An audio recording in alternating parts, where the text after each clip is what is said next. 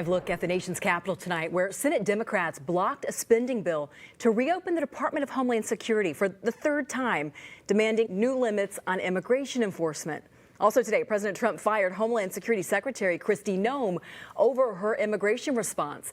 That includes a multi-million-dollar ad campaign President Trump says he never approved. That has been extremely effective. Ask you to run these advertisements, is that right? We had that conversation, yes, before.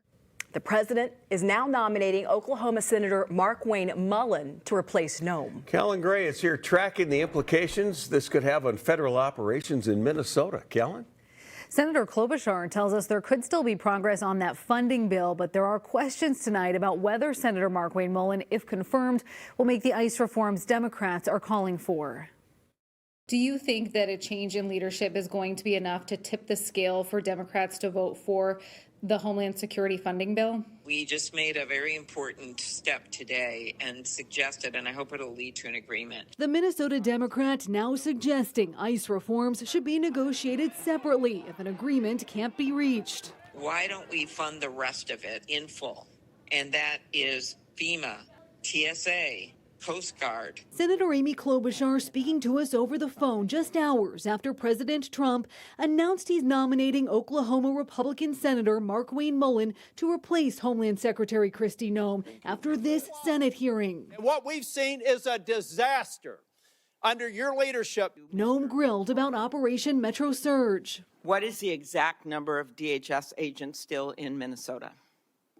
Well, I believe that there is still close to 650 there, counting the investigators that are there working to get to the bottom of the unprecedented fraud. Under new leadership, do you expect that to change?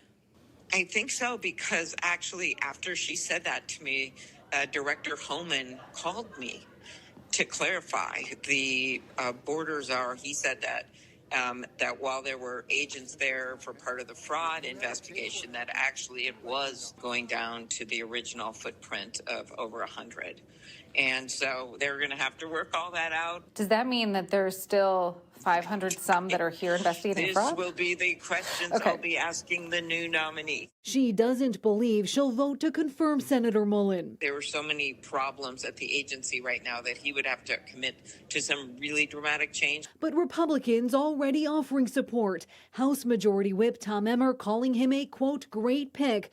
Representative Pete Stauber saying, I urge my colleagues in the Senate to confirm his nomination and move quickly to reopen this critical department. Senator Mullin is a Trump ally. He has no law enforcement experience. He's been a staunch supporter of President Trump's immigration policies. We reviewed his voting record. He supported the One Big Beautiful Bill and the Lake and Riley Act. His confirmation hearing is expected to happen soon, Lindsay. Callan, thank you.